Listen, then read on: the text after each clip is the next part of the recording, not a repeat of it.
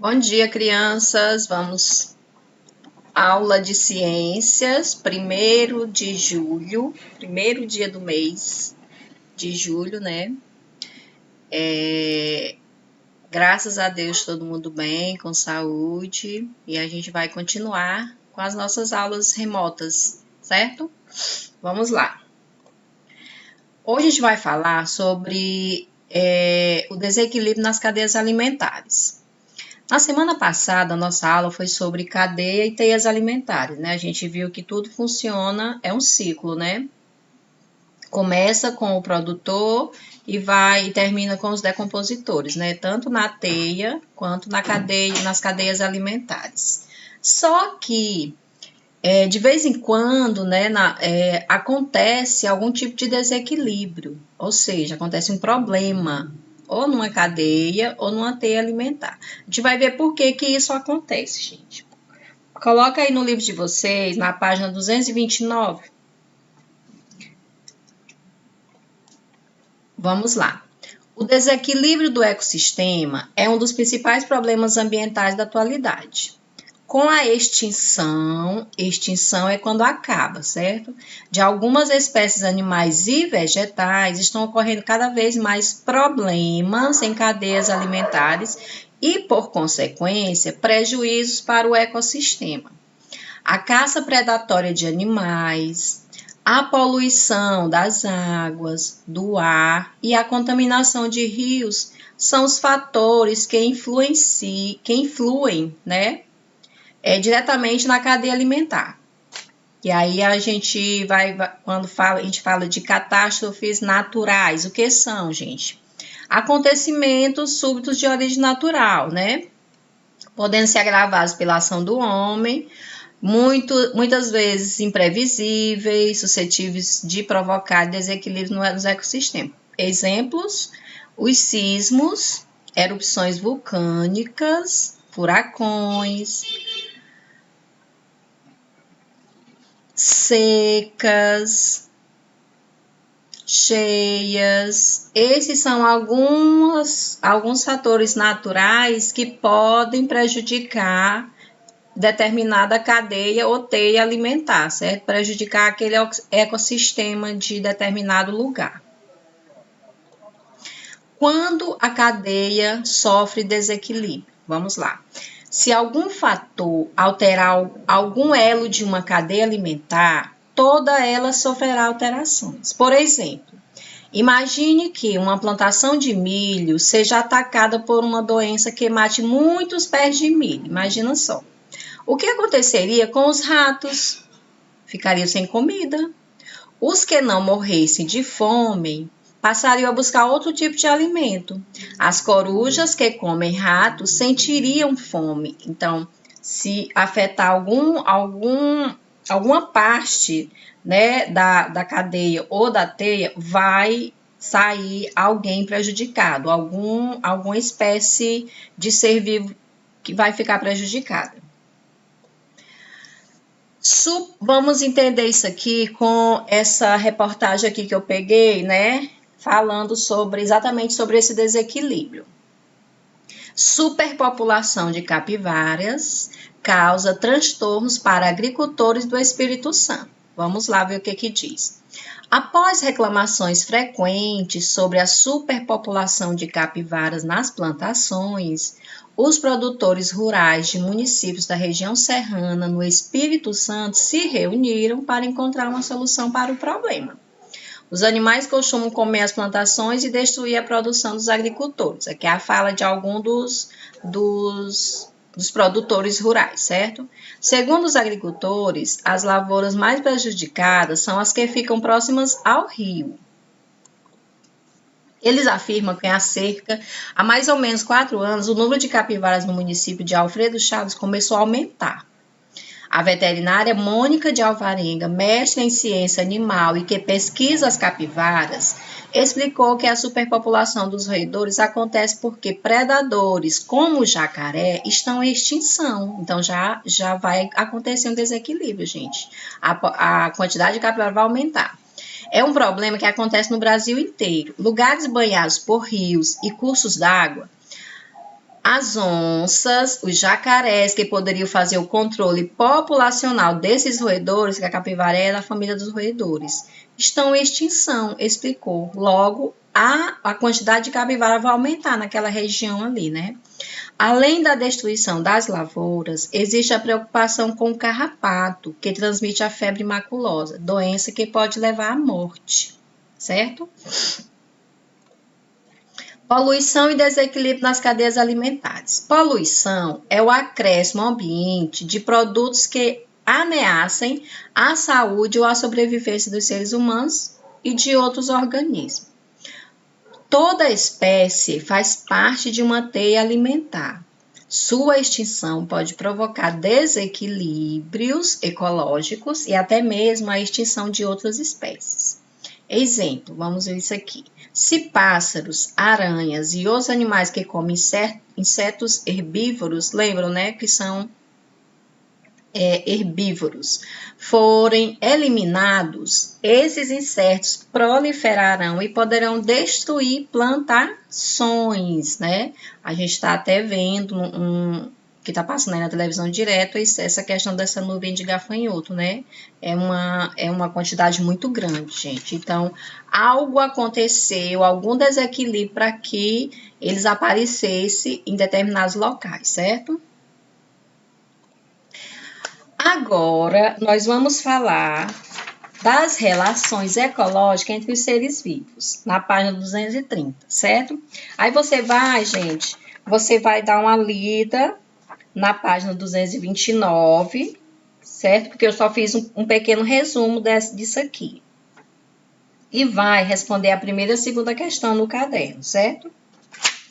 Vamos lá, relações ecológicas. Primeiro eu tenho que saber, como a gente já viu, a gente já estudou um tipo de relação, né? Que é a relação alimentar. Ali, a cadeia e a teia alimentar, o nome já está dizendo, né? São relações de alimentação, que um depende do outro, certo? O que são relações ecológicas desses seres vivos? Tem alguns tipos que a gente vai estudar.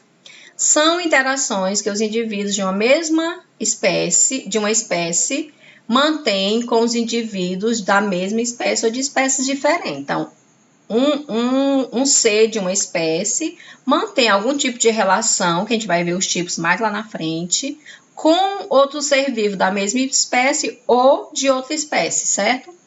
Quais são as finalidades, ou seja, quais são os objetivos, para quê, por que isso acontece? Sobrevivência e reprodução, alimentação, abrigo, acasalamento, cuidados com a prole, cuidados com digamos assim, os filhotes, certo?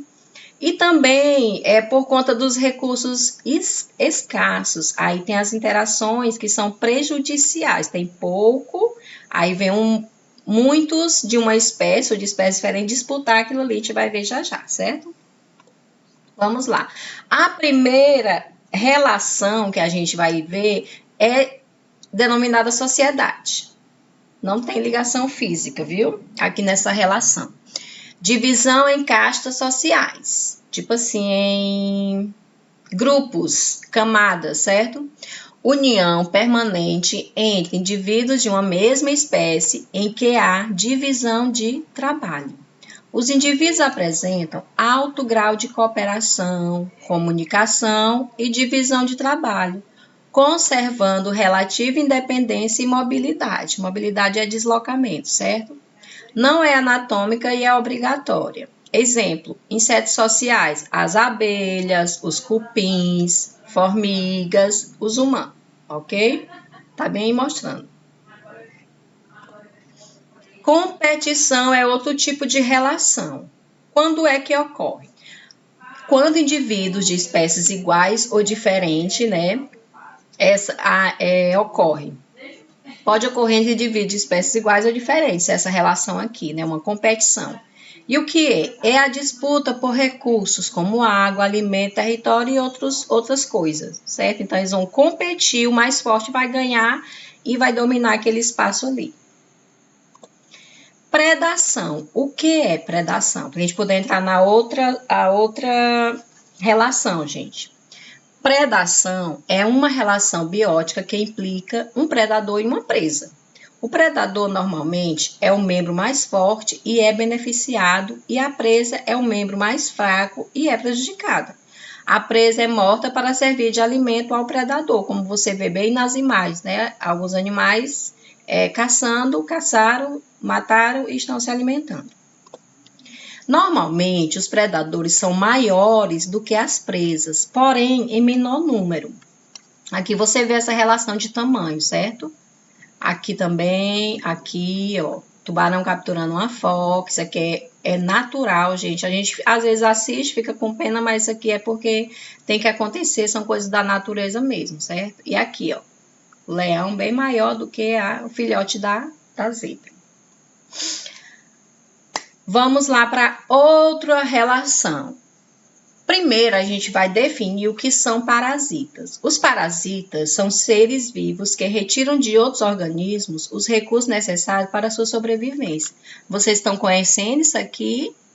Esse parasita aqui, ele fica lá na cabecinha das pessoas, quando as pessoas não têm uma boa higiene, viu, gente? É o piolho, ele é um parasita.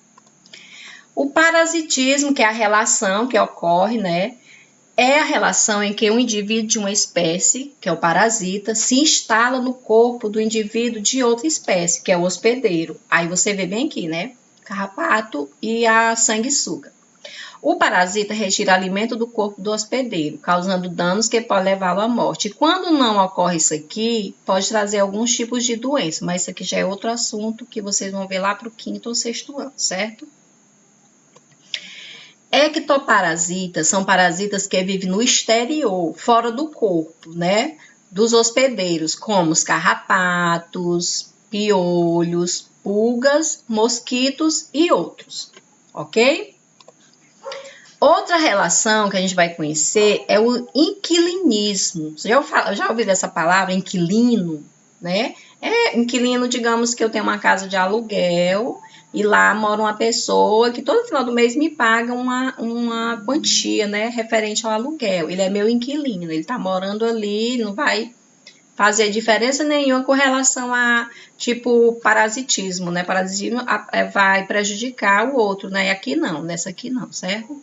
Relação em que uma espécie utiliza da outra apenas como moradia, sem lhe causar danos. Então, essas flores, ó, essa aqui, elas estão sobre árvores, né? Só que não vai prejudicar esse outro ser aqui não, nessa planta aqui, viu? Não vai ficar prejudicado, é só para moradia mesmo.